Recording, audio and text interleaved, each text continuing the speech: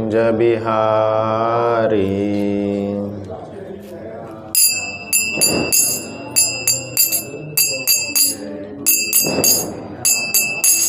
जय राधा माधव कुंज बिहारी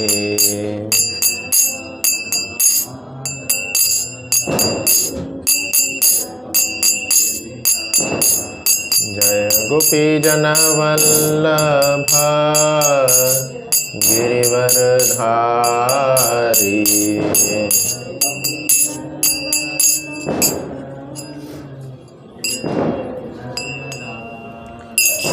जय गोपी जन वल्लभ गिरिवरधारी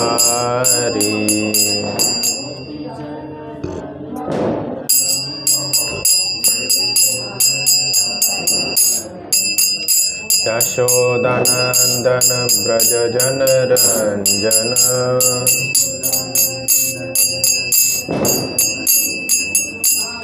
यशोदानंदन ब्रज जन रंजन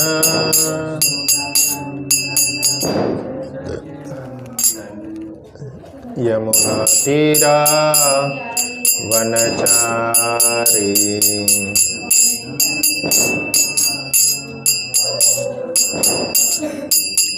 जय राधा माधव कुंज बिहारी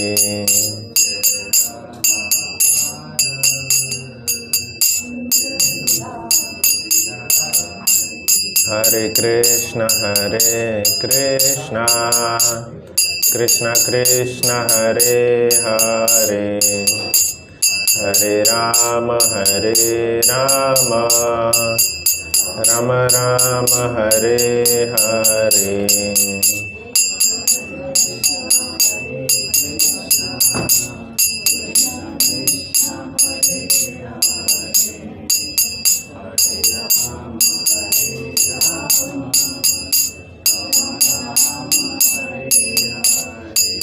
हरे कृष्ण कृष्ण कृष्ण हरे हरे हरे राम राम राम हरे हरे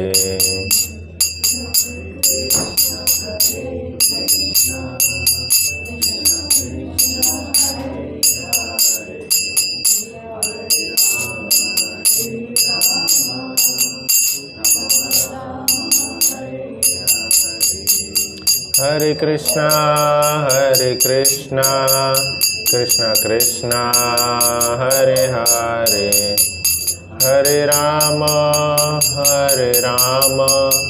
राम राम हरे हरे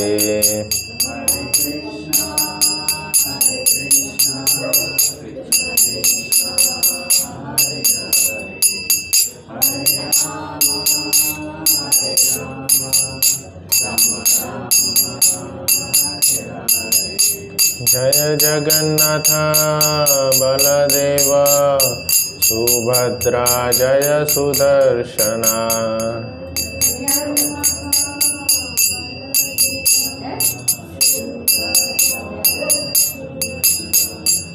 जय जय प्रभुपाद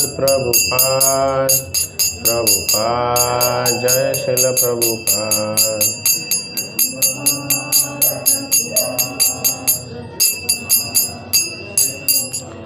निताय गौर प्रेमानंदे हरि हरि बोल।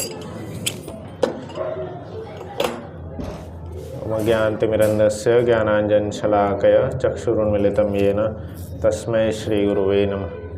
श्रीचैतन्यमनोभीष्टं स्थापितं येन भूतले स्वयं रूपः कदा मह्यं ददाति स्वपदान्तिकं। वन्देऽहं श्रीगुरो शिवतापकमलं श्रीगुरुर्वैष्णवांश्च श्रीरूपं सागरजातं सगणललिता श्रीविशाखान्वितांश्च हे कृष्णकरुणासिन्धु दीनबन्धु जगत्पते गोपेश गोपिकान्त राधाकान्त नमोस्तुते। तप्तकाञ्चन गौरांगी श्रीराधे वृन्दावनेश्वरी विश्वभानुसुते देवी प्रणमामि हरिप्रिये। नीलाचल निवासाय निताय परमात्मने बलभद्र सुभद्राभ्यां जगन्नाथाय ते नमः। वाञ्छाकल्पतरुभ्यश्च कृपा सिन्धुदेव च पतितानां पावनेभ्यो वैष्णवेभ्यो नमो नमः।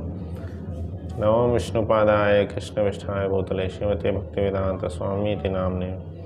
नमस्ते सारस्वती देवी गौरवाणी प्रचारिणी निर्विशेष शून्यवादी पाश्चात्य देश।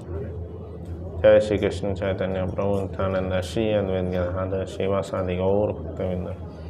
हरे कृष्णा कृष्णा कृष्णा हरे हरे, हरे राम राम राम हरे हरे।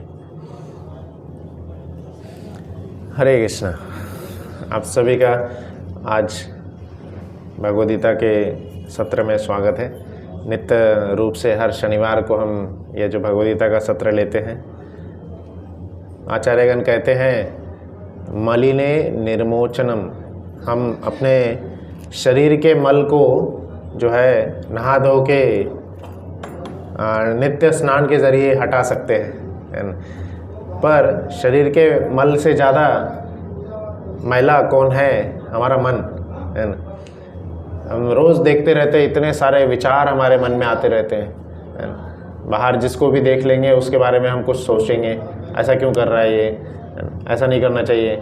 उसके बारे में हमारे कुछ व्यू पॉइंट्स होंगे, उसके बारे में हम कुछ अच्छा बुरा सब सोचेंगे और बाद में उसी चीज़ का मंथन होते रहेगा। दिन भर रात भर वही ऐसा क्यों कर दिया था उसने, तो ऐसा मंथन होते रहेगा। तो क्या होता है, हमारा मन कितने सारे विचार एकत्रित करते रहता है और इस तरह से वह मलिन हो जाता है, मैला हो जाता है।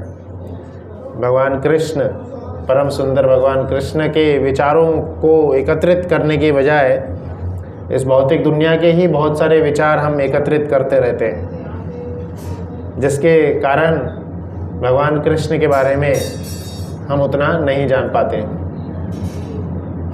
तो आज इस अध्याय में, 7वें अध्याय में यह बताया जाएगा कि कृष्ण को हम हर पल हमेशा कैसे देख सकते हैं, कैसे स्मरण कर सकते हैं। हमारे प्राणनाथ जो कृष्ण हैं, माधव हैं, उनको हर जगत में व्याप्त रूप में कैसे देख सकते हैं। अर्जुन का मन में प्रश्न था कि मैं ऐसे लोगों से घिरा हुआ हूँ जो बोलते हैं जब तक मुझे भगवान दिखाओगे नहीं हम मानेंगे नहीं।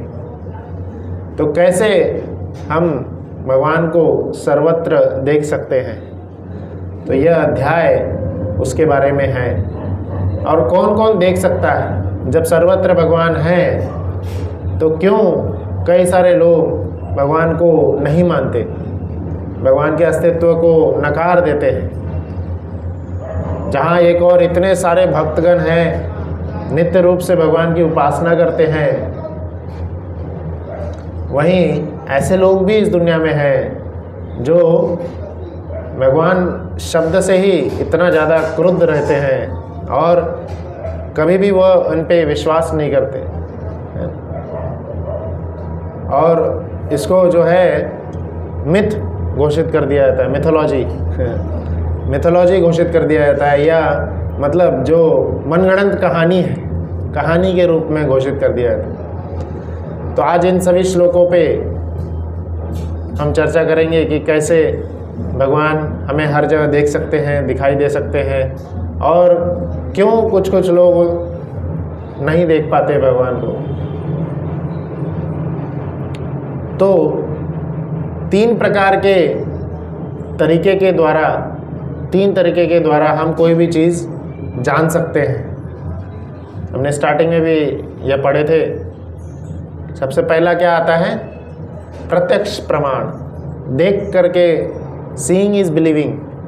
तो देख करके हम बिलीव कर सकते हैं, हाँ देख लिया मैंने भगवान को, तो मतलब यह है। कोई जादुई शक्ति मैंने देख ली, मतलब सही में कोई है जो सुप्रीम पावर रखता है। हम सबसे ज़्यादा जो शक्तिशाली है, हम सबसे ऊपर जो है वो कोई है। तो संसार में ऐसी घटनाएं हम देखते रहते हैं जिसके द्वारा पता चलता है कि we are not in control. हम सभी चीज़ के कंट्रोल में नहीं है, हमें कोई ना तो कोई कंट्रोल कर रहा है। हर पल हमारा कंट्रोल किसी और के हाथ में है। हम तो बस एक कठपुतली के रूप में नचाए जाते रहते हैं। तो प्रत्यक्ष रूप से हम कई बार इस कंक्लूजन पे पहुंच जाते हैं कि हाँ, दिखाई दे रहे हैं और हम सुप्रीम पावर नहीं हैं। पर कई बार प्रत्यक्ष प्रमाण उतना ज़्यादा इफेक्टिव नहीं होता है, उतना ज़्यादा लाभकारी नहीं होता है, क्योंकि कुछ चीज़ें जो होती है वो दिखती नहीं वैसे, और जो नहीं है उसका उल्टा दिखाई देगा। जैसे एक जादूगर है, तो जादूगर आप देखे होंगे जादू के शोज़ जो करता है, तो एक बच्चे को बॉक्स में डाल देगा और उसको चाकू लगा लगा के हर जगह से काट देगा, आगे से पीछे से, है ना। और थोड़े समय के बाद देखेंगे कि कुछ उससे खून नहीं निकला और बच्चा जो है एज इट इज़ है। तो दिखाई देने में तो हमें लगा कि अरे उसका तो तलवार से वध कर दिए, इतना सब तलवार उसके बॉडी में मारे, पर रियलिटी कुछ और था। वो तो पीछे छुप गया था, खाली बॉक्स में तलवार मारा जा रहा था। ऐसे कई सारे मैजिक शोज़ आप देखे होंगे। तो अब इन सब चीज़ों को देख के क्या आएगा, नहीं, जो दिखता है उस पर पूर्ण रूप से भरोसा करना जो है उतना वैलिड नहीं है। दूसरा एक तरीका आता है अनुमान प्रमाण। हम गेस करेंगे कि हाँ, ऐसे शायद हो सकते हैं, ऐसा शायद भगवान का रूप हो सकता है। तो एक इससे बहुत सुंदर कई सारे एग्जाम्पल्स आते हैं, कहानी आती है। जैसे एक रूम के बाहर आप खड़े हैं और उस रूम से बहुत सारी आवाज़ें आ रही हैं। कैसी आवाज़ें? बचाओ बचाओ, मुझे मारो मत, बताओ बचाओ बचाओ, मुझे नहीं मारो, है ना। तो हमें क्या लगेगा कि अंदर कोई परेशानी में है, हमें जाके उसका मदद करना चाहिए। और बिना चेक किए हम अंदर घुस जाएंगे तो हो सकता है शायद वो टीवी की आवाज़ हो या ऐसे ही कोई मोबाइल पे बजा रहा था। तो इस प्रकार से अनुमान प्रमाण जो है वो भी उतना ज़्यादा सक्षम नहीं है। एक व्यक्ति था, बहुत ज़्यादा लंगड़ा के चल रहा था, तो वहीं उसको दूर से 3 डॉक्टर लोग देख रहे थे। एक जो है कार्डियोलॉजिस्ट था और दूसरा जो दिल ये पैरों का जो डॉक्टर होता है, ऑर्थोपेडिक्स, और तीसरा जो हड्डियों का जो डॉक्टर होता है, हड्डी का डॉक्टर, और ऑर्थोपेडिक्स वही है ना, और कार्डियोलॉजिस्ट जो दिल का होता है, और तीसरा जो है न्यूरोलॉजिस्ट। तो इस तरह से 3 डॉक्टर की टीम उसको दूर से एनालाइज कर रही थी। अरे ये इतना ज़्यादा लंगड़ा के चल रहा है। तो न्यूरोलॉजिस्ट जो है वो अपने मन का अपना एनालाइज करके बताता है कि शायद इसका ब्रेन जो है काम नहीं कर रहा होगा, है ना, ये ब्रेन हैमरेज हो गया होगा इसको, और इस तरह से वो पूरा परफेक्ट जो बॉडी उसका स्ट्रक्चर है उसको वो एडजस्ट नहीं कर पा रहा है ना। मन का नीचे के पैरों से ज़्यादा कांटेक्ट नहीं है, इसलिए पैर अपने आप ही चल रहे हैं जैसे पागल लोग चलते हैं। दूसरा जो कार्डियोलॉजिस्ट था वो बोला कि नहीं नहीं, इसको लगता है बहुत सीरियस बीमारी हो गई है, इसको हार्ट अटैक आने वाला है, इसलिए जो है ये इतना लंगड़ा के चल रहा है। और तीसरा जो है कार्डियोलॉजिस्ट, वो ऑर्थोपेडिक्स, वो बोले कि नहीं नहीं, इसको ना पैर में फ्रैक्चर आया होगा, हेयरलाइन फ्रैक्चर आया होगा, जिसके कारण ये अच्छे से नहीं चल पा रहा है ना। और इन सबको बगल में एक व्यक्ति सुन रहे थे, उन्होंने बोले कि आप इतना गेस क्यों कर रहे हैं, चलिए उसी से जाके पूछ लेते हैं, जो इस दर्द से गुजर रहा है वही बता पाएगा असली में हुआ क्या है। तो जब उससे जाके पूछे, डॉक्टर ने बोले कि आप ऐसे लंगड़ा के चल रहे हैं तो हमें लग रहा है कि शायद आपका न्यूरॉन में प्रॉब्लम है, इन्हें लग रहा है कि आपका पैर फ्रैक्चर है, इसे लग रहा है कि आप को हार्ट अटैक आया है, तो आपने डॉक्टर को दिखाए हैं, क्या प्रॉब्लम हुई है आपको, आप बता पाएंगे? तो वो बोला कि नहीं, मेरा चप्पल जो है टूट गया है और इसलिए जो है मिसबैलेंस हो रहा है। तो इसलिए हम अनुमान के ज़रिए, गेस के ज़रिए एग्जैक्ट चीज़ तक नहीं पहुंच पाते हैं, रिजल्ट तक नहीं पहुंच पाते हैं। पर सही चीज़ का पता कैसे चला हमें? जब उसी ने, जिसके पास जो प्रॉब्लम है, जिसके पास वो है, वो उसी ने बताया, हमें खुल करके बताया अपने बारे में। तो जब तक वो व्यक्ति खुद के बारे में बताएगा नहीं, हमें पता ही नहीं चलेगा, है ना। तो उसी प्रकार से श्रवण जो है, सुनने से हमें जो ज्ञान प्राप्त होता है वो ज़्यादा इफेक्टिव होता है रादर देन अनुभव करना या इमेजिन करना या देखना, है ना। आज तक हम जितना भी ज्ञान प्राप्त कर रहे हैं, सुने हैं हम बस, है ना। सुने हैं कि हाँ इतने सारे कंट्रीज़ है, इजिप्ट है, चाइना वॉल है, कोई जा कर के देखा है? गए भी होंगे तो देखने के बाद और ज़्यादा हमें विश्वास हो गया है कि हाँ सही में चाइना वॉल है, इजिप्ट है ना। पर पहले कैसे विश्वास हुआ था? सुन के, है ना। तो इसलिए यह ज्ञान जो है, यह ज्ञान लेने का जो तरीका है, सुन करके ज्ञान लेना, ये सर्वोत्तम कहा गया है। और इसको पहले श्लोक में कृष्णा खुद ही वेरीफाई करते हैं। जिस प्रकार से अगर कोई एक पुरानी बिल्डिंग है, उस बिल्डिंग के बारे में हमें जानना है, इसका आर्किटेक्चर कितना सुंदर है, कैसे बनाया गया, है ना। तो जिसने बनाया है उस बिल्डिंग को, वही ज़्यादा अच्छे से बता पाएगा, है ना। तो ये दुनिया कितनी पुरानी है कितने सालों साल पुरानी है। तो जिसने ये दुनिया को बनाया है वही हमें अच्छे से बता पाएंगे इसके बारे में, इसके लूप होल्स कहाँ हैं, इसकी कमियाँ क्या हैं, वही हमें ज़्यादा अच्छे से बता पाएंगे। तो इसलिए सर्वोत्तम तरीका जो ज्ञान का है वो क्या है? सुनना। कृष्ण यहाँ पे पहला श्लोक हम पढ़ेंगे, उसमें इसी के बारे में बता रहे हैं। श्री भगवान उवाच। आप सब पहला श्लोक दोहराने का प्रयास करें, जिसके पास नहीं है वो गूगल पे डाउनलोड कर सकते हैं। पहला श्लोक, 7वें अध्याय का पहला श्लोक।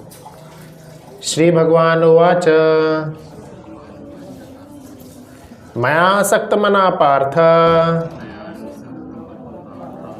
योगम युञ्जम मद आश्रयः असंशयम समग्रं मां यथा ज्ञास्यसि तच्छृणु। तो यहाँ पे बता रहे, मया आसक्त मना पार्था। कृष्ण अपने आप में, माया मतलब कौन? कृष्ण ही मैं कौन? कृष्ण बोल रहे हैं, वही बता रहे हैं। तो कृष्ण में आसक्त होने का तरीका बता रहे हैं। हमारे भगवान इतने सुंदर हैं कि उनके ऊपर, उन पे हम आसक्त हुए बगैर रह ही नहीं सकते।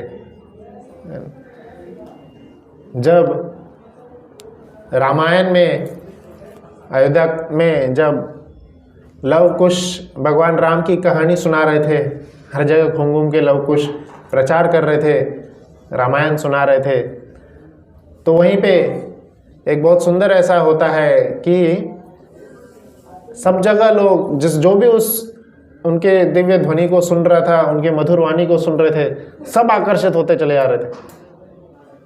तो जब लक्ष्मण को पता चली कि ऐसा सब जगह हो रहा है कि भगवान राम की कहानी सुना रहे हैं 2 बच्चे और सबको बहुत अच्छा लग रहा है, तो उन्होंने बोले कि क्यों नहीं इसको हम अपने जो कैंपस है, अपना जो परिवार, ये संसद भवन जिसको बोल सकते हैं उस समय का, जिसमें सब लोग आकर के बैठते थे, है ना, सभी बाहर के लोग और सभी मिनिस्टर्स, तो सबके लिए एक आयोजित किया जाए। तो राम भगवान ने सबके लिए आयोजित किया। पूरे अयोध्यावासी आकर के राम के बारे में सुन रहे थे लव कुश के मुखारबिंद से, और इतना ज़्यादा सब लोग उसमें आकर्षित हो गए थे। बाकियों का तो क्या ही कहना, स्वयं राम भी इतना ज़्यादा आकर्षित हो गए थे। रामायण उनकी ही कहानी है, उन्होंने ही क्या किए, स्टार्टिंग से एंड तक वही है।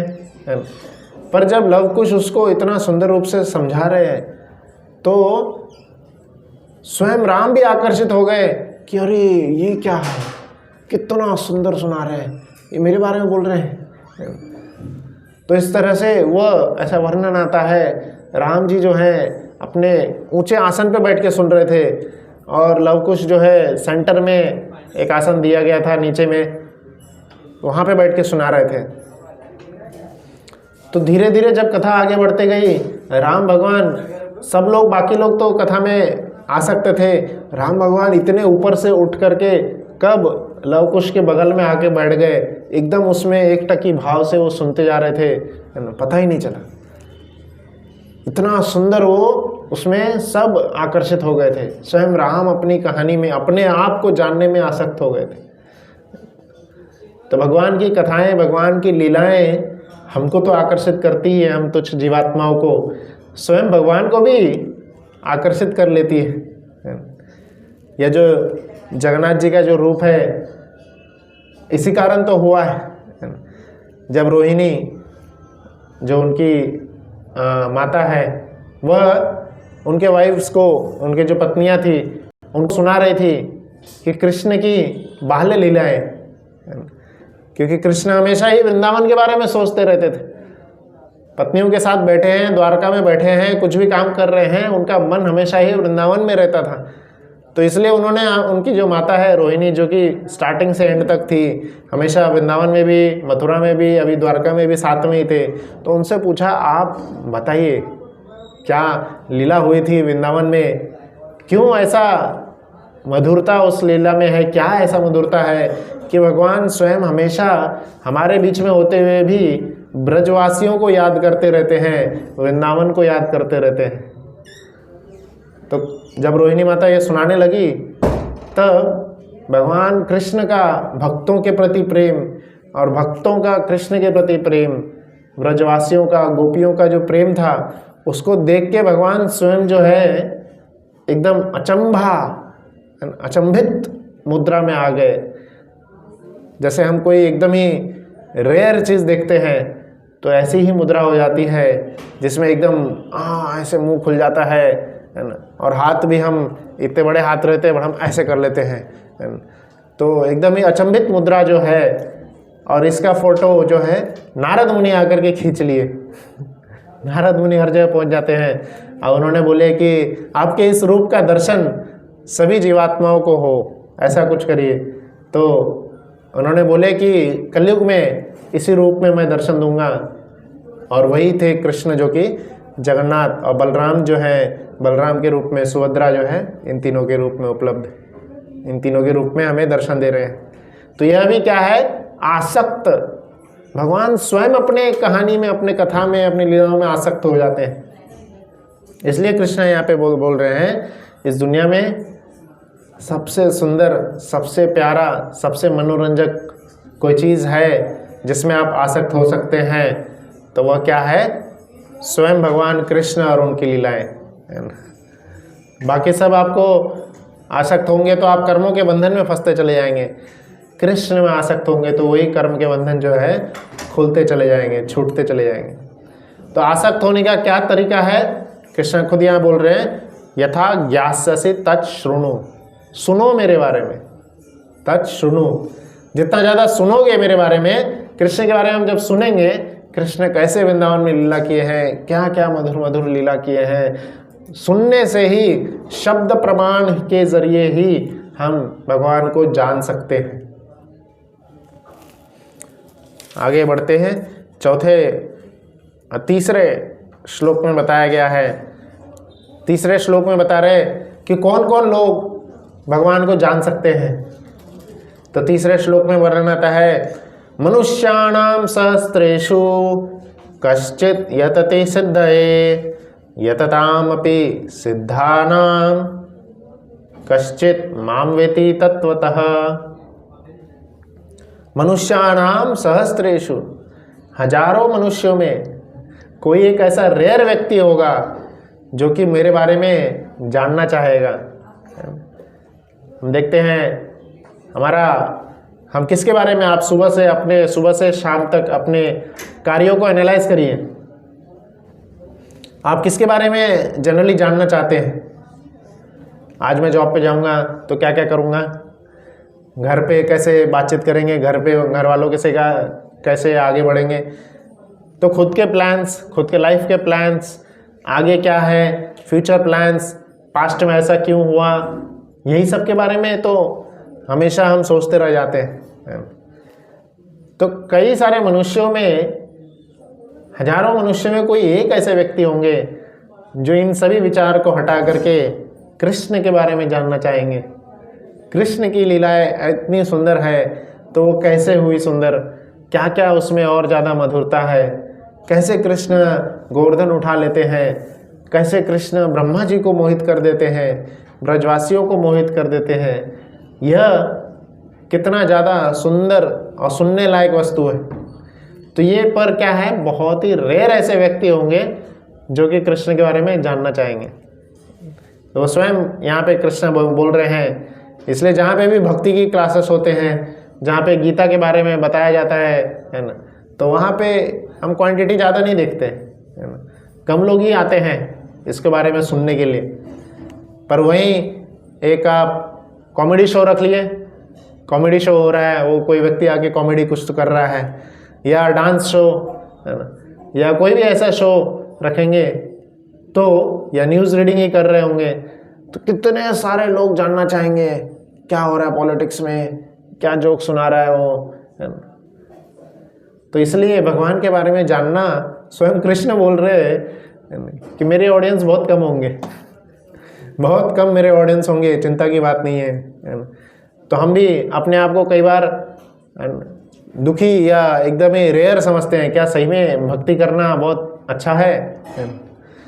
मेरे मन में भी कई बार, जब मैं स्टार्टिंग में कॉलेज में था तो हमारे कॉलेज में भी गीता के क्लासेस होते थे।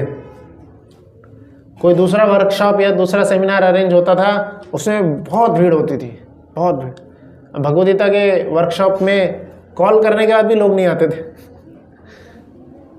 तो मैं कभी कभी चला जाता था। तो हम अपने आप को रेयर ऐसे कमोडिटी समझते थे, यार भगवद गीता के क्लास में जा रहा है वो, और उसके कारण दूसरे लोग भी ऐसा बोले, ये तो भगवद गीता के क्लास में जाता है। पर जब इनसे और जुड़ते चले गए, और जब ऐसे वृंदावन में ये मायापुर यात्रा की है, मायापुर में ऐसे धाम में गए, तब पता चला हम रेयर नहीं है। कई लोग हैं जो कि भगवान के बारे में जानना चाहते हैं, सुनना चाहते हैं और उन तक पहुंचना चाहते हैं। पर जिस समाज में हम रह रहे हैं वह समाज हमें बहुत ही ज़्यादा रेयर समझा देता है। नहीं, ये गलत है, भगवान के बारे में क्या जानना, सोसाइटी के बारे में सुनो, पॉलिटिक्स न्यूज़ सुनो, क्रिकेटर ने कितना रन स्कोर किया वो सुनो, कौन सा बॉलीवुड एक्टर कौन सी मूवी नया आ रहा है वो सुनो। तो कृष्ण यहाँ पे खुद बोले, मनुष्याणाम सहस्त्रेषु कश्चित यतति सिद्धये यतताम अपि सिद्धानाम। ऐसे कई सारे सिद्ध लोगों में कोई ऐसे व्यक्ति होंगे जो कृष्ण के बारे में तत्व रूप से जानना चाहेंगे, तत्व रूप से जानना। क्योंकि कृष्ण के ऊपर आरोप लगाने वाले भी बहुत मिलेंगे। हाँ, कृष्ण ने कितना रासलीला किया, कृष्ण ने कितना फेक है, ये छोटा सा बालक कैसे गोवर्धन पर्वत उठा सकता है। वो हमारा प्रॉब्लम है कि हम छोटी सी चीज़ भी बहुत देर तक उठा नहीं सकते, पर हम अपनी छोटी बुद्धि से भगवान को सोचने जा रहे हैं, भगवान के बारे में सोचने जा रहे हैं, तो इसलिए हम डाउट कर देते हैं ऐसा क्यों होता है। तो इसलिए यहाँ पे कृष्ण खुद बता रहे हैं, कोई चिंता की बात नहीं है, कोई ऐसे रेयर लोग ही होंगे जो कि कृष्ण के बारे में जानना चाहेंगे। और अगर उनको जानना है तो कृष्ण कहाँ कहाँ है, आगे चौथे श्लोक से लेकर 12वें श्लोक तक कृष्ण ये बताएंगे अब कहाँ कहाँ कृष्ण को देखा जा सकता है, कैसे कृष्ण को एक्सपीरियंस किया जा सकता है। तो चौथा अध्याय में भगवान बता, चौथे श्लोक में, 7वें अध्याय के चौथे श्लोक हम पढ़ेंगे। भूमिरपो नलवायु खम मनो बुद्धिरेव च अहंकार इति यम्मे भिन्ना प्रकृति अष्टधा। तो यहाँ कृष्णा ओवरऑल पूरा कवर कर लिए। हम बाहर दुनिया में जिस भी चीज़ को देखते हैं वह पंचतत्व से ही बना है। पंचतत्व से स्थूल शरीर बनता है। स्थूल शरीर जिसमें जो ये पंचतत्व भूमि, अपो, नल, वायु, खम, तो ये 5 चीज़ों से ही हम जो चीज़ें बनी है उसको ही देख सकते हैं, क्योंकि हमारा शरीर भी इन्हीं 5 तत्वों से बना है। हम हवा को नहीं देख सकते। हवा में जो मौजूद ऑक्सीजन या कार्बन डाइऑक्साइड या ये सब है उसको नहीं पहचान सकते। इन 5 तत्वों से बनी चीज़ों को ही हम देख सकते हैं, महसूस कर सकते हैं। और सूक्ष्म शरीर जो है वो किससे बनता है, आगे बताते हैं, मन, बुद्धिर, अहंकार। तो इन 8 धातुओं से, 8 धातुओं से पूरा जगत बना हुआ है। भूमिरपो नल वायु खम मनो बुद्धिरेव च, ये 8 चीज़ों से ही पूरा विश्व बना हुआ है। विश्व में जो भी आप देख सकते हैं, महसूस करते हो, सारी चीज़ें इन्हीं 8 तत्वों से बनी हुई हैं। अगले श्लोक में, अगले श्लोक से लेके पूरा 12वें श्लोक तक यह बताएंगे कि कैसे हम इन चीज़ों को एक्सपीरियंस कर सकते हैं। तो यहाँ पे भगवान 7वें श्लोक में बताएंगे कि 7वें श्लोक है, मत्तः परतरम नान्यत्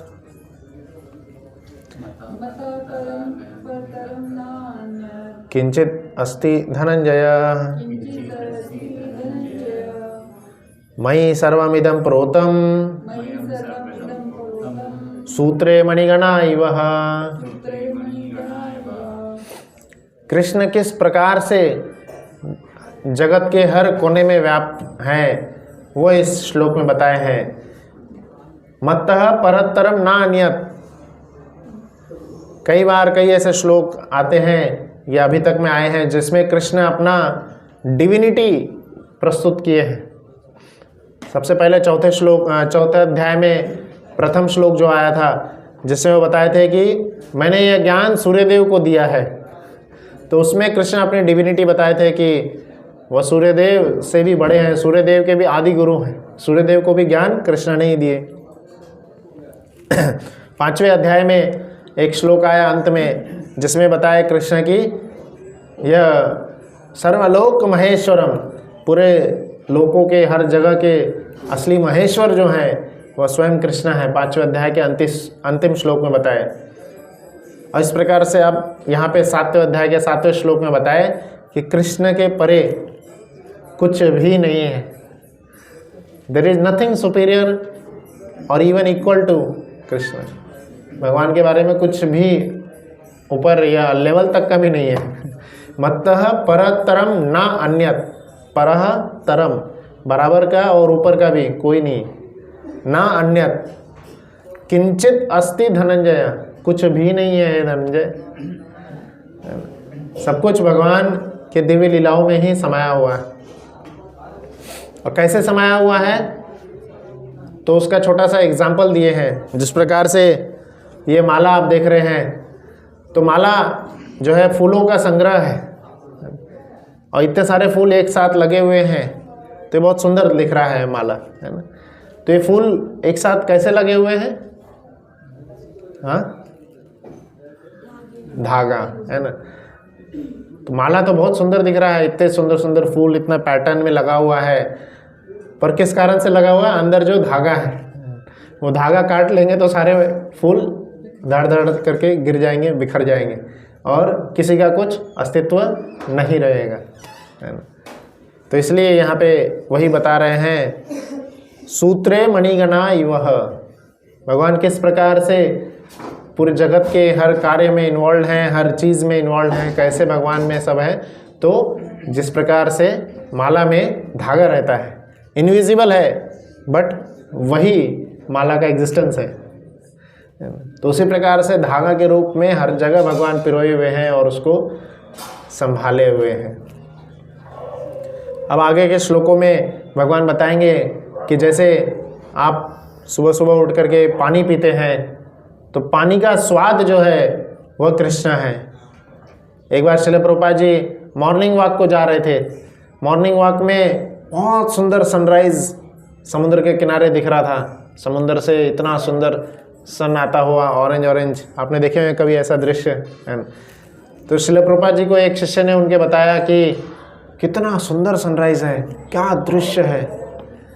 तो प्रभुपाद जी ने बोले कि if the painting is very beautiful then how beautiful might be painter. ये जो चित्रकारी आप देख रहे हैं, ये जो बनाने वाला चीज़ इतना सुंदर है, इतना सुंदर सनराइज़ आप देख रहे हैं। तो प्रभुपाद जी वो सनराइज़ को न देख करके किसने बनाया है सनराइज़ को, वो दृश्य को किसने मैनिपुलेट किया है, किसने बनाया है, पीछे ओरिजिनल सोर्स को देख रहे हैं। और यही भक्ति होता है, हर चीज़ में भगवान के एग्जिस्टेंस को जानना, भगवान को समझना, उनको याद करना। पानी जब पी रहे हैं तो उसका स्वाद कृष्ण है। पानी के स्वाद के अलावा और कोई ऐसा स्वाद नहीं है जो आपका प्यास अच्छी तरह से बुझा सकता है। वो एक नेचुरल स्वाद होता है। फिर अगला बोले सूर्य का जो तेज है, प्रणव सर्व वेदेषु, सारे वेद का जो स्रोत है ओम, वह स्वयं कृष्ण है। हर व्यक्ति में आप देख सकते हैं बाहर कितने सारे व्यक्ति कितना अद्भुत कार्य करते हैं। हमें लग जाता है अरे इतना छोटा व्यक्ति कैसे यह कार्य कर लिया। तो भगवान बताते हैं पौरुषम निशः, हर व्यक्ति में जो पुरुषत्व है, काम करने की जो इच्छा है, वह कृष्ण है। कृष्ण की इच्छा से ही वह कार्य करता है। इवन आप धरती का जो गंध देखेंगे, जो नेचुरल सुगंध है, वह भी कृष्ण ही है। कोई तेजस्वी व्यक्ति को आप देख रहे होंगे तो उसका जो कार्य है, उसका जो तेज है, वह भी कृष्ण है। कोई बहुत बड़ा तपस्वी कर रहा है, तपस्या कर रहा है, तो वो तपस्या करने का जो स्ट्रेंथ है वह भी कृष्ण है। एक बार एक व्यक्ति प्रभुपाद जी के पास आए और बोले कि हमने कई सालों तक तपस्या करके पानी के ऊपर मैं चल सकता हूँ। तो बोले कई सालों तक की तपस्या के बाद क्या रिजल्ट आया कि वह पानी के ऊपर चल सकता है। तो ये 8 प्रकार की सिद्धियाँ होती हैं, अनिमा, लघिमा, जिसमें अपना वजन बहुत कम कर लेते हैं हम या बहुत बढ़ा देते हैं हम। तो यह सिद्धियाँ प्राप्त की जा सकती है कई वर्षों के तपस्या के जरिए, पर उसकी उतनी वैल्यू नहीं है। प्रभुपाद जी क्या बोले, 2 रुपये आप नाव वाले को देंगे तो पहुंचा देगा वो साइड। तो सिद्धि हम क्या कर रहे हैं वो ज़्यादा ज़रूरी है रादर देन वेस्टिंग टाइम। तो इतना समय लगा करके क्या तपस्या किया कि भाई पानी के ऊपर चलना सीख लिया, तो कौन सी बड़ी बात है ना। तो हमें एंडेवर कहाँ लगाना है वो हमें सोचना होगा, है ना। वो आचार्यों से पूछ के हमें जानना होगा। आगे के 12वें श्लोक में बोलते हैं बलम बलवताम चाहम, सारे जो शक्तिमाशाली लोग हैं उनकी शक्ति जो है वो कृष्ण है। तो इस प्रकार से हर प्रकार के आप कहीं बाहर देख रहे हैं, किसी व्यक्ति को देख रहे हैं तो उसकी शक्ति को देख के कृष्ण को याद कर सकते हैं। नेचर को देख रहे हैं, प्रकृति को देख रहे हैं तो प्रकृति की सुंदरता, मधुरता को देख के कृष्ण को याद कर सकते हैं। इस प्रकार से हर चीज़ में, हर कार्य में कृष्ण को एक्सपीरियंस कर सकते हैं।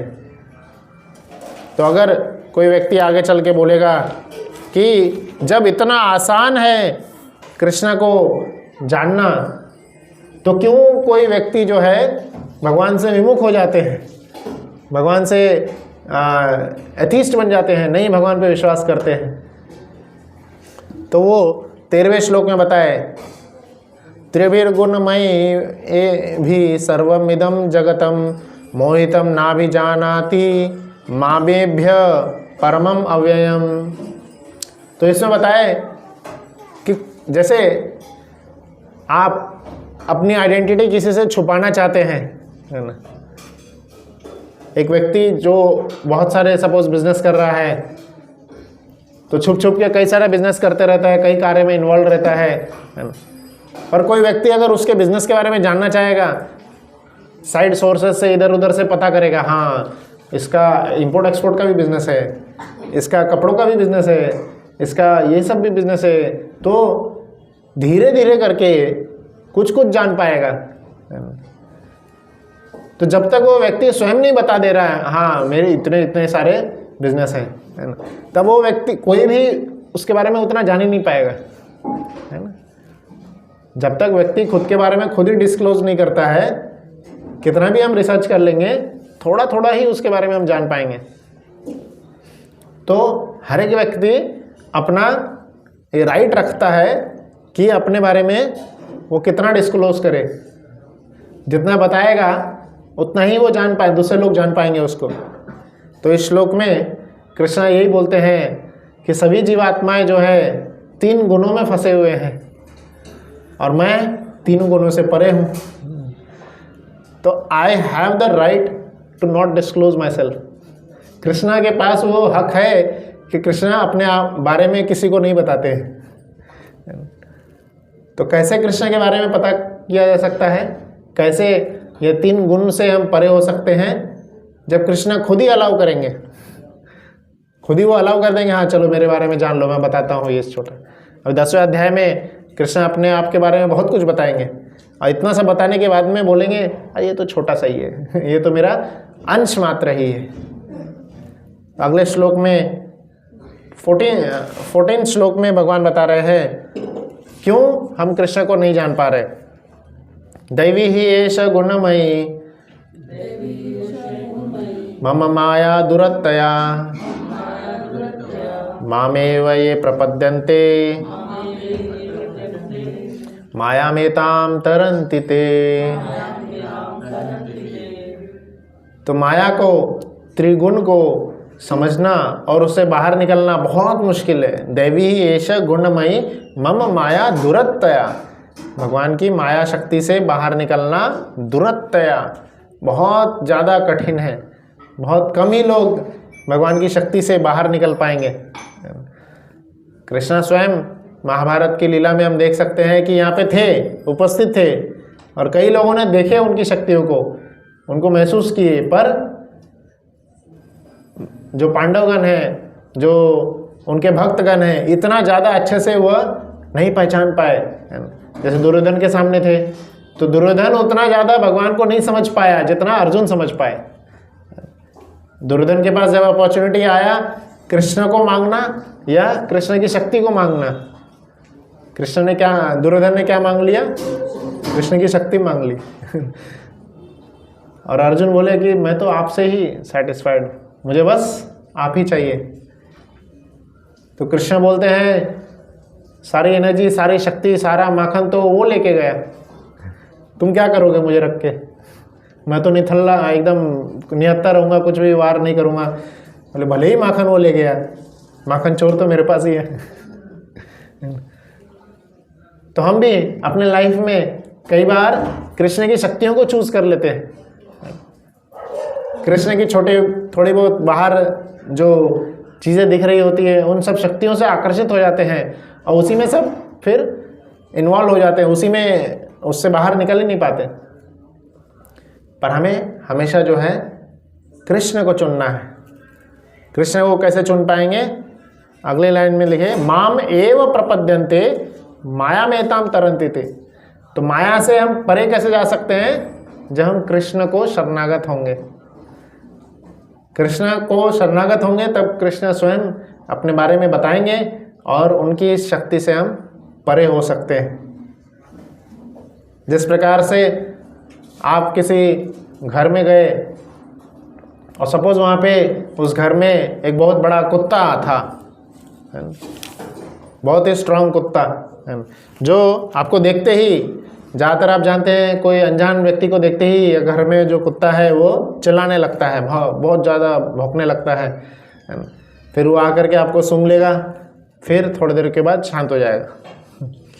और उसका पूरा कंट्रोल, कुत्ते का पूरा कंट्रोल किसके पास होता है? मालिक के पास होता है। कुत्ते से बचना है तो मालिक के पास शरण में जाओ, नहीं तो वो आपके पीछे भागते रहेगा, काटते रहेगा। जब जितना देर तक कुत्ता पीछे भाग रहा है, कुछ उससे छुटकारा पा ही नहीं सकते। जब ऊपर से ऑर्डर आएगा कुत्ते को, ए शांत हो जाओ, मेरे पहचान का है, तो फिर वो कुत्ता किसी को परेशान नहीं करेगा। नहीं तो उसके कुत्ता जो उसके पीछे पड़ा रहेगा उसको परेशान करते ही रहेगा। तो इस प्रकार से कृष्ण के पहचान का बनना है, कृष्ण का बनना है, तभी ये कृष्ण की जो शक्ति है, ये कुत्ता जो है हमें परेशान नहीं करेगा। नहीं तो हमारे पीछे लगा रहेगा, हमारे ऊपर भौंकते रहेंगे, हमें परेशान करते ही रहेंगे वो। पर जब हम कृष्ण के हो जाएंगे तो कृष्ण इन सब से हमें बचा लेंगे।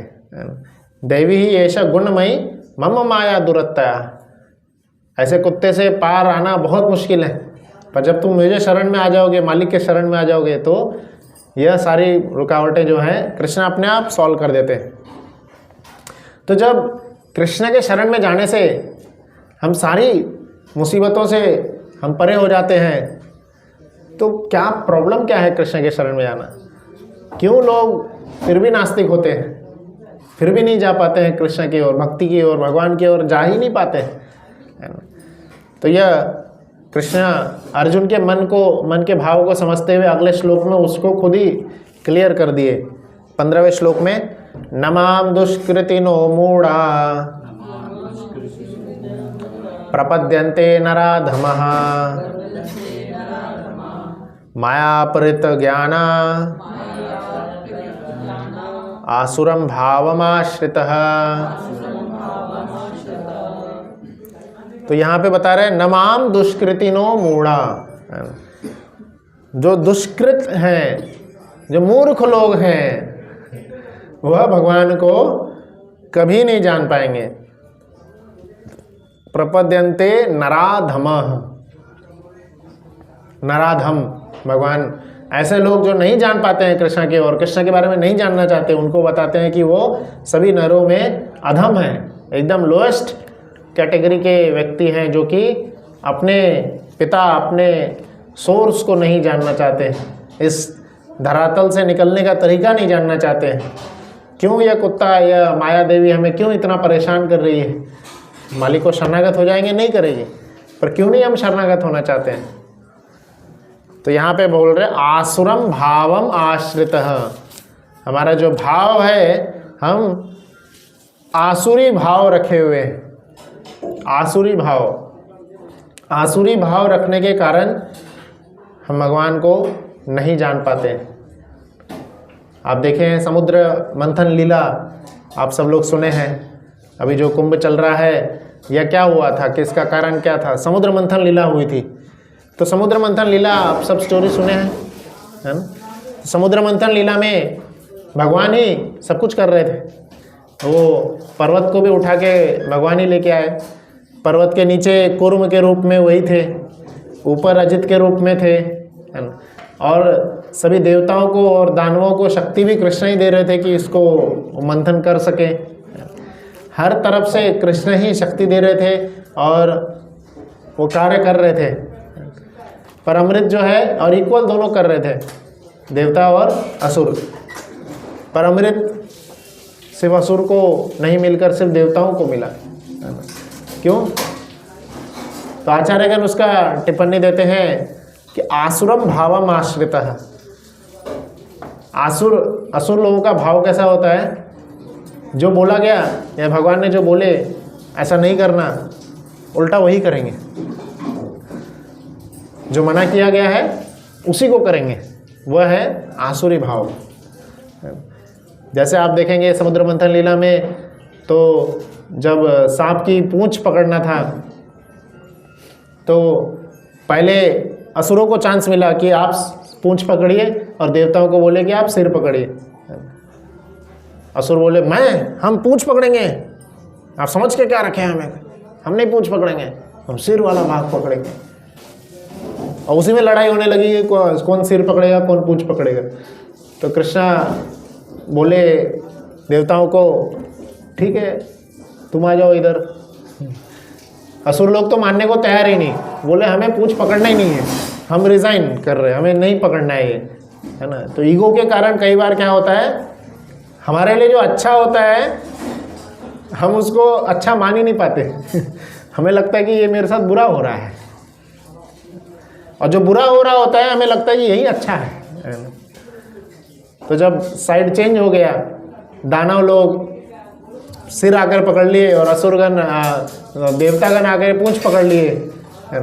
तो कुछ समय के बाद में जब मंथन होने लगा, मंथन करते करते जो सांप के मुख से, क्योंकि सांप था वो और विषैला सांप था, सबसे ताकतवर सांप था, तो जब उसके शरीर को पत्थर से रगड़ाया, पर्वत से रगड़ा जा रहा था, तो उसके शरीर से क्या निकल रहा था? विष निकल रहा था और अग्नि निकल रहा था। अब मुंह कौन पकड़े थे? दानवगण पकड़े थे। तो विष और अग्नि को झेलना पड़ रहा था और देवतागण पूंछ पकड़े, उधर कुछ नहीं, एकदम शांत वाला वातावरण, एकदम बढ़िया है। अभी सब दानवगण आपस में झगड़ा करने लगे, और पकड़ पूंछ, सिर पकड़ना था तेरे को, और सिर पकड़। अच्छा खासा वहां पे थे, इतना सारा विष निकल रहा है ना। तो अब ईगो के लिए कोई वापस जाना ही नहीं चाह रहा था। तो ऐसे कई सारे लीलाएं हुई जिसमें आश्रम भावम आश्रित है, जो बोला गया भगवान ने ये करो, वो ना करके कुछ उल्टा ही कर रहे हैं। तो ये है आसुरी भाव।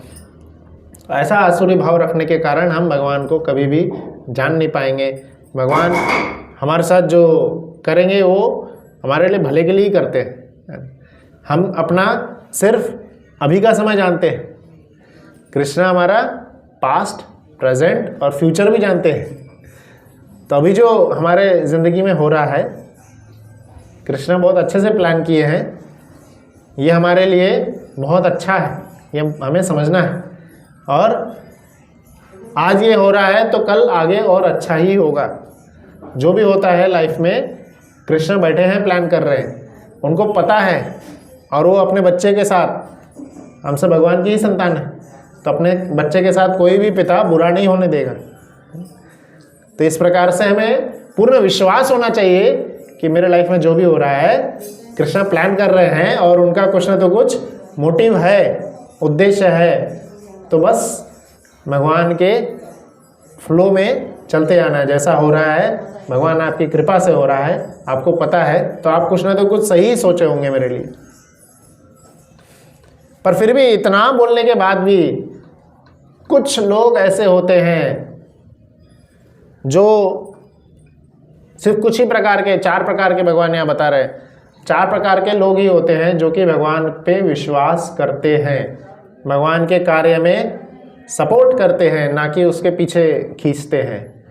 तो 4 प्रकार के लोग भगवान का भजन करने आते हैं। तो ये अगले श्लोक 16वें श्लोक में बता रहे हैं, चतुर्विधा भजन्ते माम जना सुकृतो अर्जुनः आर्थो जिज्ञासु अर्थार्थी ज्ञानी च भरतर्षभः। हे भरतवंशी, हे भरत श्रेष्ठ, सबसे उत्तम व्यक्ति, सबसे उत्तम राजा जो उस समय तक हुए थे, भरत महाराज हुए थे, जिनके नाम पे पूरा विश्व का नाम पड़ा, भारत। तो ऐसे महान व्यक्ति के वंश में जो अर्जुन प्रकट हुए हैं, इस नाम से अर्जुन को बुला रहे हैं, भरतवंशी, भरत श्रेष्ठ। तुम ये जान लो कि 4 प्रकार के लोग ही कृष्ण का भजन करते हैं, कृष्ण के पास आना चाहते हैं। कौन से हैं 4 प्रकार के लोग? हम देखते हैं कि बहुत सारे लोग भगवान से दूर होते चले आते हैं, तो वो कृष्ण ये 4 कैटेगरी बता दिए, है ना। तो इसके परे होंगे वो, और जो ये 4 कैटेगरी में आते हैं वही कृष्ण के पास, भगवान के पास आते हैं। तो क्या है वो कैटेगरी? कोई इसका अनुवाद पढ़ेंगे? बहुत सुंदर अनुवाद है। हे भारत श्रेष्ठ, 4 प्रकार के पुण्य आत्मा मेरी सेवा करते हैं, अर्थ, जिज्ञासु, अर्थार्थी तथा ज्ञानी। हाँ, तो 4 ही प्रकार के लोग कृष्ण की सेवा कर पाते हैं, भगवान की ओर जा पाते हैं। तो हम अभी उनके पास खड़े हैं, उनके बारे में जानना चाह रहे हैं। मतलब ये 4 कैटेगरी में से हम किसी एक में हैं। क्या है? पहला आर्त, है ना। आर्त मतलब विपदा से पीड़ित, कोई परेशानी आती है ज़िंदगी में, तभी भगवान के पास कोई जाता है।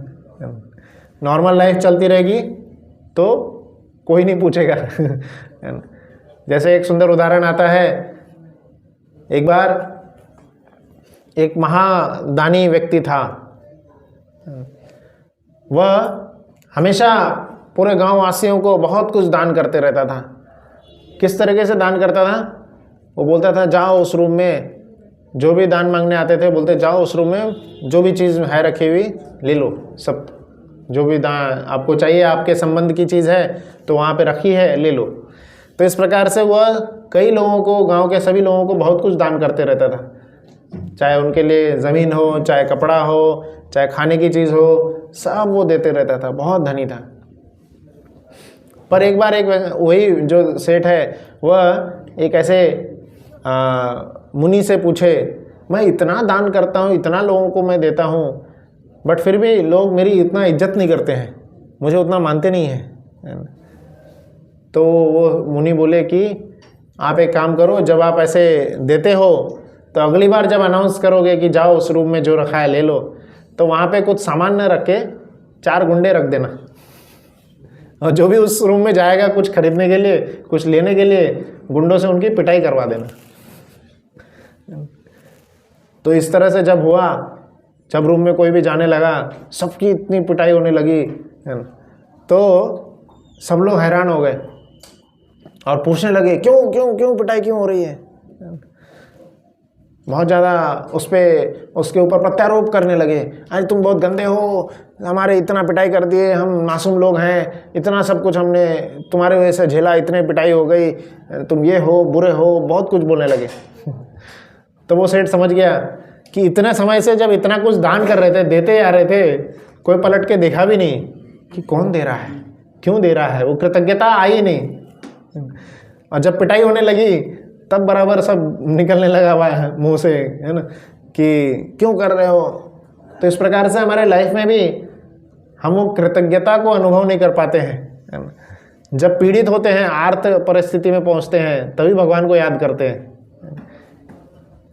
एक नेशनल विंबलडन प्लेयर था, विंबलडन जीतने वाला, तो वो कई सालों से विंबलडन जीतते रहता था। एक बार कुछ बीमारी की वजह से विंबलडन में पार्टिसिपेट तक नहीं कर पाया, जीतना तो दूर की बात है, पार्टिसिपेट भी नहीं कर पाया।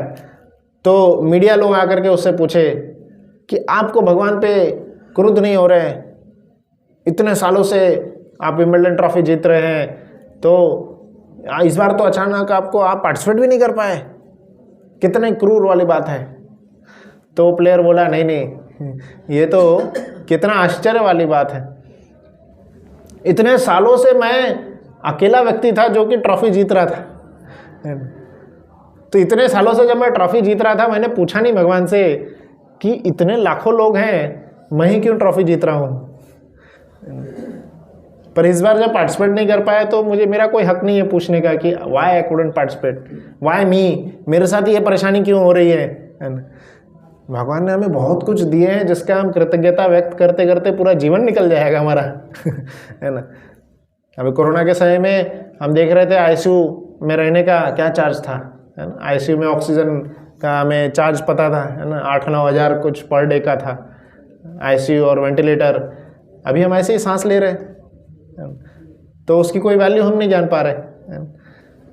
पहले छोटे मोटे से खाने चीज़ के लिए हमें कितना ज़्यादा तरसना पड़ता था, अभी इतना फ्री में मिल रहा है, इतना सब हम कर रहे हैं एंजॉय, हम भूल गए कौन दे रहा है, उनके बारे में एटलीस्ट कृतज्ञता व्यक्त करते हुए धन्यवाद बोलना, है ना। तो ये सब हम नहीं कर पा रहे, क्यों? क्योंकि हम आर्त परिस्थिति में आते हैं, है ना। जब हम कुछ पीड़ित होते हैं तभी भगवान के पास आते हैं नहीं, जब खुश हैं तभी आना चाहिए, है ना। उनको आके थैंक यू बोलना चाहिए, है ना। अपने हर परिस्थिति का, है ना, हमारे शरीर में किसी भी कोने में थोड़ा सा भी रक्त का प्रवाह हो रहा है इसलिए वो जीवित है, नहीं तो क्या हो जाएगा, है ना, वो पोलियो हो जाता है या अपंग हो जाते हैं। क्यों?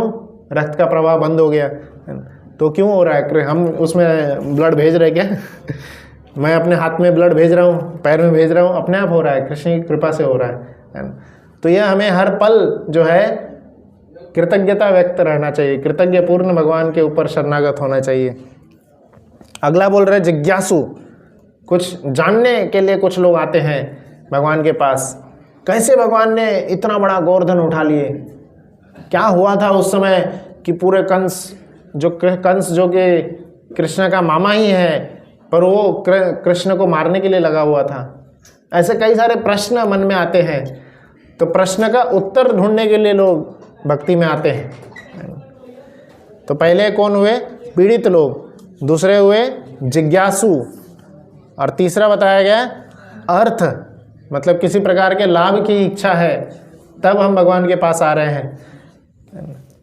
मेरी ये पूरी इतनी बड़ी विश लिस्ट है, ये चाहिए वो चाहिए वो चाहिए, इसलिए हम भगवान के पास जा रहे हैं।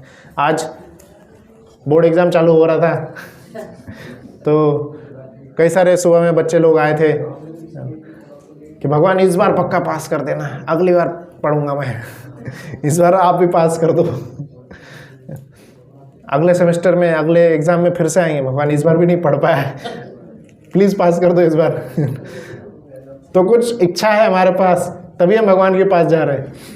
हमें पता चल जाता है ये मेरे बस की बात नहीं है, तो भगवान के पास जाते हैं, हमारी विश लिस्ट जो है पूरी हो जाएगी। पर प्रहलाद महाराज सिखाए हैं, प्रहलाद महाराज से नरसिंहदेव पूछे कि आपने हमारे लिए मेरा इतना नाम जप किया, इतनी भक्ति की, तो क्या चाहिए आपको बताओ। तो प्रहलाद महाराज बोले मैं कोई बिजनेसमैन नहीं हूँ। प्रहलाद महाराज क्या बोले, मैं आपसे कुछ पाने की इच्छा से आपका भक्ति नहीं किया। बिजनेसमैन वो होते ना जो लेन देन रहेगा, you scratch my back I scratch your back, जब तक तुम मेरे काम के मैं आपके काम में, नहीं तुम मेरे काम के तो निकलो, कोई नहीं पूछ रहा। तो प्रहलाद महाराज बोले मैं आपकी भक्ति क्यों किया, क्योंकि जीवात्मा होने के नाते हर एक जीवात्मा का फर्ज है भगवान का नाम जप करना। जैसे अंश का कार्य होता है पूर्ण की सेवा करना, पूर्ण को जानना, तो उसी प्रकार से हर एक जीवात्मा का फर्ज है अपने पिता परमेश्वर भगवान श्री कृष्ण को जानना, उनकी सेवा करना, उनके पास जाना, उनकी अलग अलग तरीके से उनको जानने का प्रयास करना, उनको समझना। और ये तीसरे हो गए। और आखिरी जो है ज्ञानी लोग भी भगवान के पास आते हैं, जो कुछ जानना चाहते हैं। जब ये कई सारी चीज़ें जान जाते हैं, हाँ इतनी सुंदर सृष्टि जो है कृष्ण ही चला रहे हैं, तो जब ये सृष्टि के बारे में जानते हैं, जैसे प्रभुपाद जी ने बताया इतना सुंदर पेंटिंग है तो उसके पीछे कोई पेंटर होगा, है ना। तो ज्ञानी व्यक्ति जो है पेंटर तक पहुंचना चाहता है। तो ऐसे ये 4 प्रकार के लोग ही जो हैं कृष्ण को जानते हैं।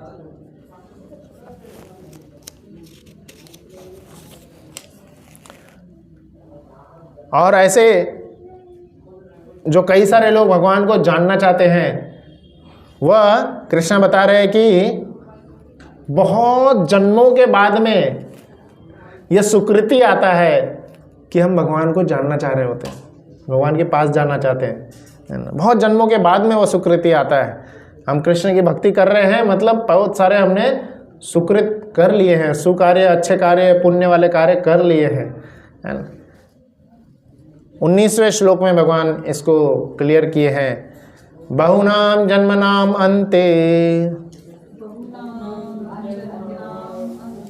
ज्ञानवान माम प्रपद्यन्ते वासुदेव सर्वमिति स महात्मा सुदुर्लभ। कई जन्मों के पुण्य के बाद में यह मौका हमें मिलता है कि वासुदेव सर्वमिति। जैसे बच्चे को स्टार्टिंग में उसकी जो भी रिक्वायरमेंट होती है उसके पापा ला के देते हैं, तो बच्चे को लगता है कि पिताजी सब कुछ है, जो भी मुझे चाहिए पिताजी को मस्का लगाओ, पिताजी के पीछे पड़े रहो, वो दे देंगे।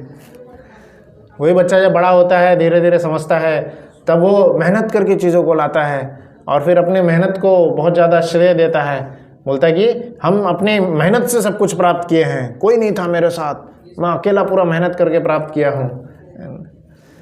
पर ऐसे बहुत ही रेयर लोग होते हैं जो ये जान पाते हैं कि वासुदेव सर्वमिति, वसुदेव के जो पुत्र हैं वासुदेव, सबके स्रोत वही हैं। सर्वमिति, सब कुछ वही है, कृष्ण ही सब कुछ है। कृष्ण की वजह से ही हमारे लाइफ में जो हो रहा है, कृष्ण ही हमारे ज़िंदगी के सूत्रधार हैं। ये बहुत समझना जो है, स महात्मा सुदुर्लभ, बहुत ही दुर्लभ ऐसे व्यक्ति होंगे, बहुत ही दुर्लभ ऐसे प्राणी होंगे जो हर चीज़ में कृष्ण का हाथ देख रहे होंगे, कृष्ण का उसमें इन्वॉल्वमेंट देख रहे होंगे। अकबर बिरबल की बहुत सुंदर कहानी आती है। तो एक बार क्या हुआ था, बिरबल जो है किसी कारणवश अकबर के साथ जब घूम रहे थे तो अकबर का हाथ कट गया, मतलब कुछ कारण से वो कुछ कर रहा होगा, हाथ उसका कट गया। अब बिरबल बोलता है जो होता है अच्छे के लिए होता है। अब ये सुन करके अकबर जो है हैरान हो गया, मेरा यहाँ पे हाथ कटा है, तुम बोल रहे अच्छे के लिए होता है, तुम बहुत ही क्रूर हो। और अपने सेनापतियों को आदेश देते हैं इसको उठा के जेल में डाल दो। पहले राजा उनके अगेंस्ट में कुछ बोलता था तो सीधा जेल, है ना, कोई ऐसा हाई कोर्ट सुप्रीम कोर्ट में सुनवाई नहीं होती थी। तो फिर जब कई समय के बाद में ऐसा जो अकबर है वो अपने कुछ साथियों के साथ में बाहर जंगलों में भ्रमण के लिए गए थे, ऐसे ही घूमने के लिए, अपना टेरिटरी घूमने के लिए गए थे। तो घूमते घूमते वो अपने साथियों से बहुत ज़्यादा बिछड़ जाते हैं और कई एकदम अंदर पहुंच जाते हैं, अंदर जहाँ पे बहुत सारे कबीले वाले थे, मतलब जो नक्सलाइट काइंड ऑफ लोग थे, उनके हाथ में पहुंच जाते हैं और वो उनको पकड़ लेते हैं और बोल रहे आज हम इनको बलि चढ़ाएंगे, भगवान के ऊपर, काली माता के ऊपर हम इनकी बलि चढ़ाएंगे। और बलि चढ़ाने के लिए उसको अकबर को तैयार किया जा रहा होता है, सारा नहला धुला के खाना पीना खिला के अच्छी तरह से फ्रेश होके उसको तैयार किया जा रहा था। फिर अचानक उसमें से किसी ने देखा अरे इसका तो हाथ कटा हुआ है, पूरा अंग नहीं है इसका, तो अंग भंग हो चुका है, तो इसको हम भंग हुए मतलब कटे हुए अंग को हम भगवान को नहीं चढ़ा सकते, तो इसलिए उनको छोड़ देते हैं। तब उनको याद आता है बिरबल ने क्या बोला, और जैसे ही छूटे वहाँ से जान बचा के एकदम भागे भागे भागे अपने इधर राज्य में आ गए।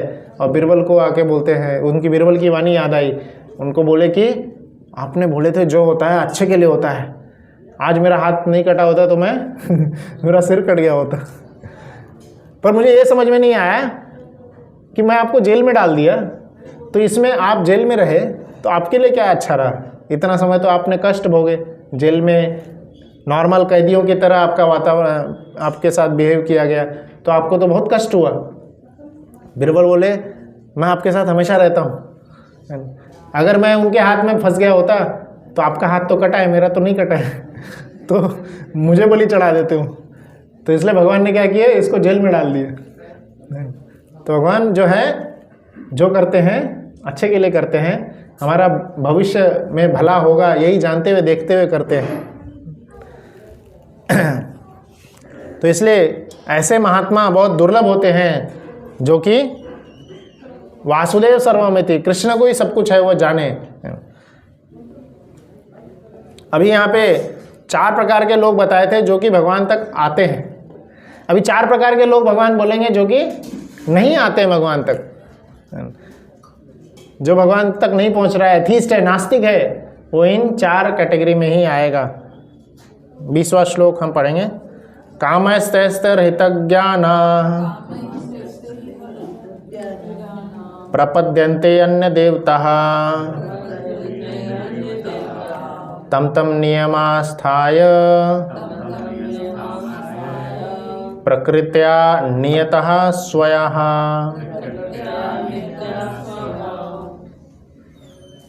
तो कुछ लोग जो कम बुद्धि के होते हैं, प्रपद्यन्ते अन्य देवता, कृष्ण के शरण में न जा करके दूसरे देवताओं के पास जाते हैं। तो ऐसे लोग जो कि दूसरे देवताओं के पास जा रहे हैं, कामस्तैस्तर हितज्ञानः, काम वासना के प्रति, काम वासना में आकर या कुछ प्रलोभन में आकर अन्य देवताओं के पास जाते हैं जो कि उनकी मनोकामना को बहुत जल्दी पूर्ण कर देते हैं। भगवान के पास नहीं आते, कृष्ण के पास नहीं आते। जैसे एक प्रकार से अगर एक कोई शॉपकीपर है तो शॉपकीपर के पास आप जाके बोलेंगे, दुकानदार के पास आप जाके बोलेंगे कि मुझे चॉकलेट चाहिए, तो उसको क्या लेने देना, वो पैसे लेगा चॉकलेट दे देगा। पर आप अपने पिता के पास जाके बोलेंगे जो आपको हमेशा चाहते हैं, हमें हमेशा आपके भले के बारे में सोच रहे हैं, तो उनको बोलेंगे तो वो 4 डांट लगाएंगे, क्यों चाहिए, क्या ज़रूरत है, कोई ज़रूरत नहीं इसकी, नहीं मिलेगा, है ना। क्यों समझते हैं हमारे बारे में हित चाह रहे हैं। तो ये यहाँ पे बता रहे हैं अन्य देवता के पास शरण में जाएंगे तो कई सारे विधि बताए गए हैं, ये यज्ञ करने से ये देवता प्रसन्न हो जाते हैं और फिर वह वरदान दे देते हैं।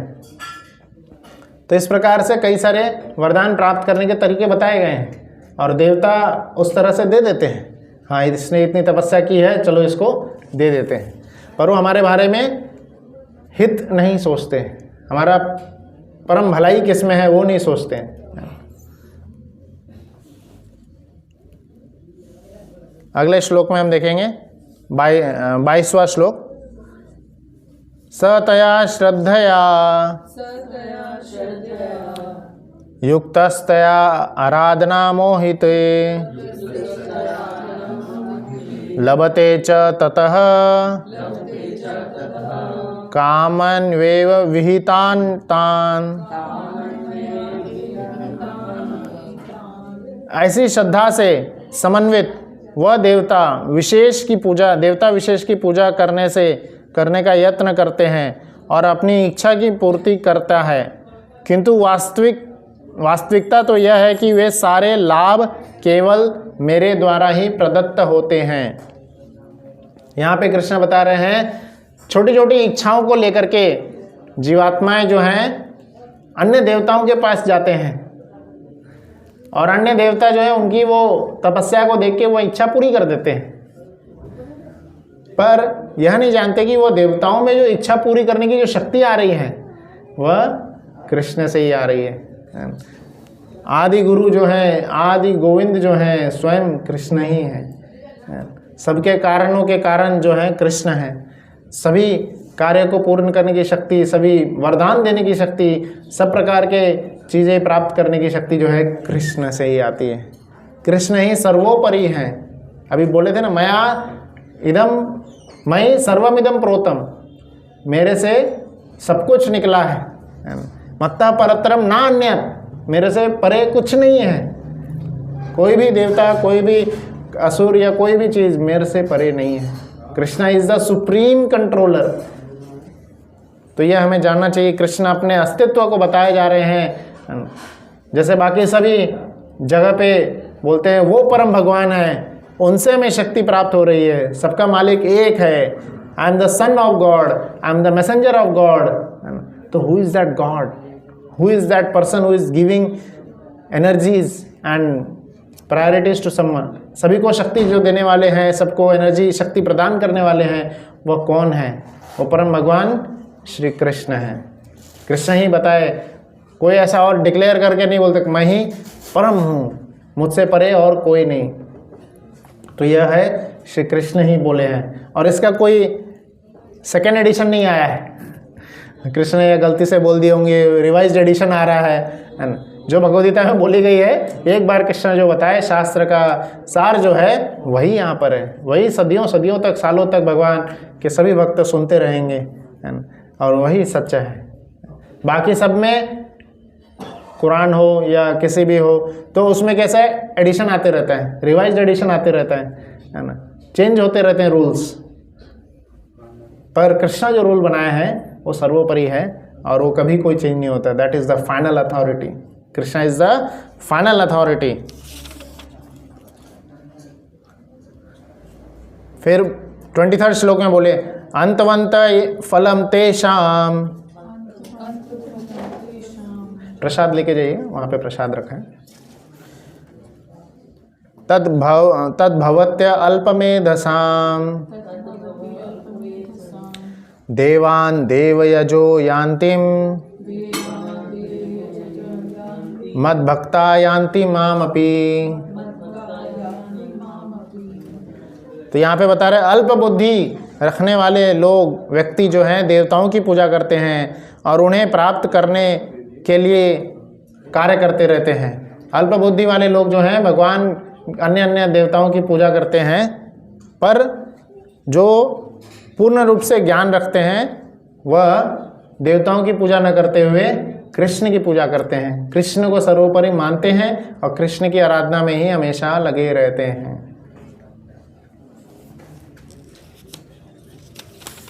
तो इस तरह से 25वें श्लोक में भगवान फाइनली बताएंगे, नाहं प्रकाश सर्वस्य योग माया समावृतः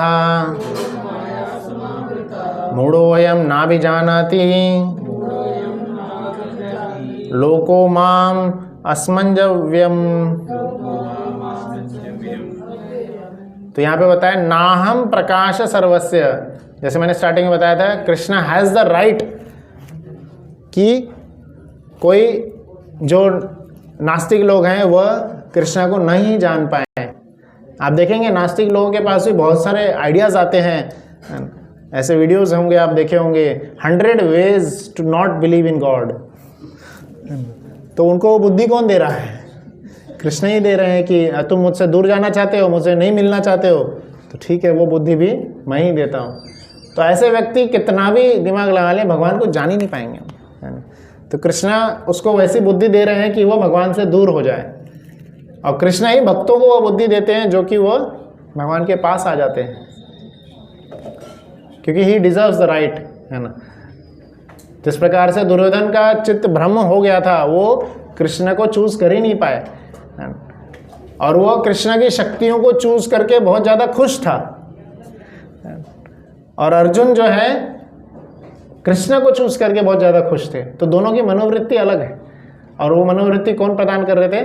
स्वयं कृष्ण प्रदान कर रहे थे। कृष्ण ही दे रहे थे कि हाँ तुम मुझसे दूर हो, मेरी शक्तियों को चूज करो, और इसी से तुम खुश होगे। और अर्जुन को कृष्ण के प्राप्त होने पे खुशी हो रही थी।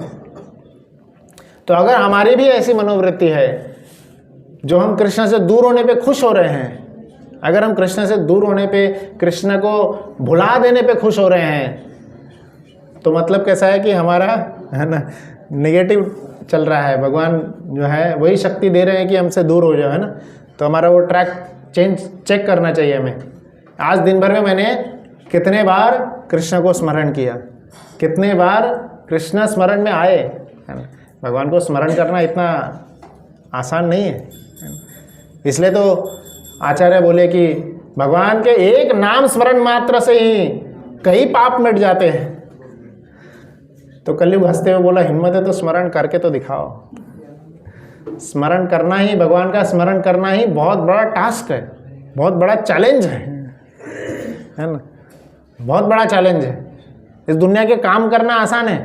आपको कोई प्रोजेक्ट पे काम करने बोले, कोई फाइल बनाने बोले, कोई बहुत बड़ा सॉफ्टवेयर बनाने बोल दिए, तो वो सब आसान है, आराम से कर लेंगे, उसकी ट्रेनिंग ले लेंगे। पर भगवान को स्मरण करना बहुत मुश्किल है, बहुत मुश्किल है। इसलिए आज के डेट में समाधि को कौन पहुंच सकता है? जो कम से कम ज़्यादा नहीं, 1 मिनट ही, जीवात्माओं, कलयुग के जीवात्माओं के लिए तो 1 मिनट भी बहुत, 1 मिनट ही पूरा 60 सेकंड जो है भगवान का स्मरण होते रहे। हरे कृष्णा कृष्णा कृष्णा हरे हरे, हरे राम राम राम हरे हरे। तो यह 25वें श्लोक तक हमने जाने कि भगवान जो है अपना राइट रखते हैं कि वो किसको स्मरण होने देंगे या किससे स्मरण नहीं होने देंगे, है ना। तो हमें अपना चेकिंग करते रहना चाहिए और दिन भर में प्रयास करना चाहिए भगवान की शक्तियों को देखकर। जैसे कोई पानी पी रहा है, उसको देख के स्मरण आना चाहिए, कितने पानी का स्वाद कृष्ण है। सूर्योदय को देखें, सूर्य को देख के कृष्ण का स्मरण आना चाहिए। पृथ्वी का जो सुगंध आएगा उसको देख के कृष्ण का स्मरण आना चाहिए। कोई अद्भुत व्यक्ति, कोई व्यक्ति कुछ अद्भुत कार्य कर रहा है, उसके शक्ति को देख के स्मरण आना चाहिए, कृष्ण की कृपा से कर पा रहा है। तो ऐसे कई तरीके हैं भगवान को स्मरण करने के। पर अगर हम कृष्ण से दूर होना चाहेंगे तो बहुत तरीके हैं जो कि कृष्ण हमें अपने आप को दूर कर देते हैं। तो यहाँ पे 25वें श्लोक के हम अंत करेंगे। अगले क्लास में, अगले सैटरडे को जो है बाकी का हम आगे देखेंगे। अगला सैटरडे शायद हमारा ये रहेगा कुंभ मेला यात्रा जा रही है 21 तारीख अगर पढ़ रहे हैं, 21 से पढ़ रहे हैं, तो मंदिर की तरफ से बाहर यात्रा जा रही है। तो